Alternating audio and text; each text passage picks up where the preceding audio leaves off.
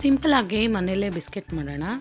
ಇದಕ್ಕೆ 3 ಪದಾರ್ಥಗಳಿದ್ದರೆ ಸಾಕು, ಬಿಸ್ಕೆಟ್ ಆಗುತ್ತೆ. ಇದಕ್ಕೆ ಬೇಕಾಗಿರೋದು ಮೈದಾ ಹಿಟ್ಟು, 1 ಕಪ್ಪಷ್ಟು ಮೈದಾ ಹಿಟ್ಟು ತೊಗೊಂಡಿದ್ದೀನಿ. ಮೈದಾ ಹಿಟ್ಟು ಬದಲಾಗಿ ಗೋಧಿ ಹಿಟ್ಟು ತೊಗೋಬೋದು. ಅದೇ ಕಪ್ಪಲ್ಲಿ 3/4 ಕಪ್ಪಷ್ಟು ಸಕ್ಕರೆ, 2 ಏಲಕ್ಕಿ ತೊಗೊಂಡಿದ್ದೀನಿ.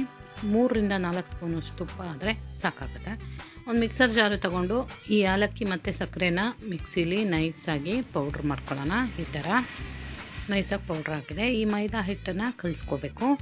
ಒಂದು ಬೌಲ್ಗೆ ಹಾಕ್ಕೊಂಡು ಮೈದಾ ಹಿಟ್ಟು, ಇದಕ್ಕೆ 3 ಸ್ಪೂನಷ್ಟು ತುಪ್ಪ ಹಾಕ್ತಾಯಿದ್ದೀನಿ. ಇದು ಬಿಸಿ ಮಾಡಿರೋದೇನು ಬೇಡ, ತಣ್ಣಗಿರೋದನ್ನೇ ಹಾಕ್ಕೋಬೋದು ತುಪ್ಪನ.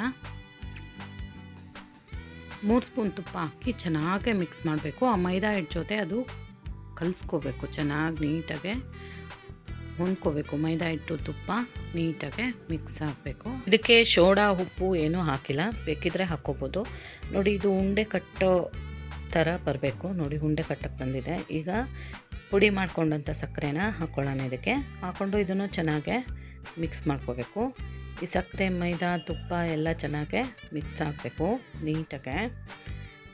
ಎಲ್ಲ ಕಡೆ ಮಿಕ್ಸ್ ಆದಮೇಲೆ ಇದಕ್ಕೆ ಬೇಕಾಗುವಷ್ಟು ನೀರು ಹಾಕ್ಕೊಂಡು ಗಟ್ಟಿಯಾಗಿ ಕಲಿಸ್ಕೋಬೇಕು. ಒಂದು ಚಪಾತಿ ಹಿಟ್ಟಿನ ಹದ ಬರೋವರೆಗೂ ಕಲಿಸ್ಕೋಬೇಕು. ಇದಕ್ಕೆ ಜಾಸ್ತಿ ನೀರು ಹಿಡಿಯೋಲ್ಲ, 1-2-3 ಸ್ಪೂನ್ ಹಾಕಿದ್ರೆ ಸಾಕಾಗುತ್ತೆ ನೀರು. ಸಕ್ಕರೆ ಪುಡಿ ಹಾಕಿರೋದ್ರಿಂದ ಇದು ಬೇಗ ತೆಳುವಾಗಿಬಿಡುತ್ತೆ.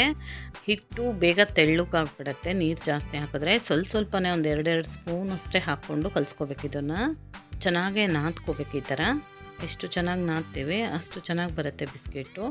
ನೋಡಿ, ಚೆನ್ನಾಗಿ ನಾದಿ ಗಟ್ಟಿಯಾದ ಒಂದು ಮುದ್ದೆ ಥರ ಮಾಡ್ಕೊಂಡಿದ್ದೀನಿ ಗಟ್ಟಿಯಾಗಿ. ಇದನ್ನು ನೆನೆಸೋದು ಬೇಡ, ನೆನೆಸಿದಷ್ಟು ತೆಳು ಆಗುತ್ತೆ. ಹಾಗಾಗಿ ಈಗಲೇ ಅದನ್ನು ಇನ್ನೊಂದು ಮಣೆ ಮೇಲೆ ಸ್ವಲ್ಪನೇ ತೊಗೊಂಡು ನಾದ್ಕೊಂಡು ಈ ಥರ ಉಂಡೆ ಆಕಾರಕ್ಕೆ ಮಾಡ್ಕೋಬೇಕು.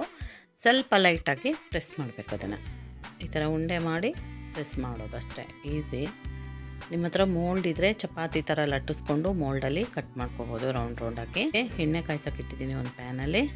ಚೆನ್ನಾಗಿ ಎಣ್ಣೆ ಕಾದಾದಮೇಲೆ ಸ್ಟವನ್ನು ಸಿಮ್ಮಲ್ಲಿ ಇಟ್ಕೊಂಡು ಹಾಕ್ಕೋಬೇಕು. ಇದನ್ನು ಹೈ ಫ್ಲೇಮಲ್ಲಿ ಇಟ್ಕೊಂಡು ರೋಸ್ಟ್ ಮಾಡ್ಕೋಬಾರ್ದು, ಬೇಗ ಸೀದೋಗ್ಬಿಡುತ್ತೆ, ಒಳಗಡೆ ಚೆನ್ನಾಗೆ ರೋಸ್ಟ್ ಆಗೋಲ್ಲ.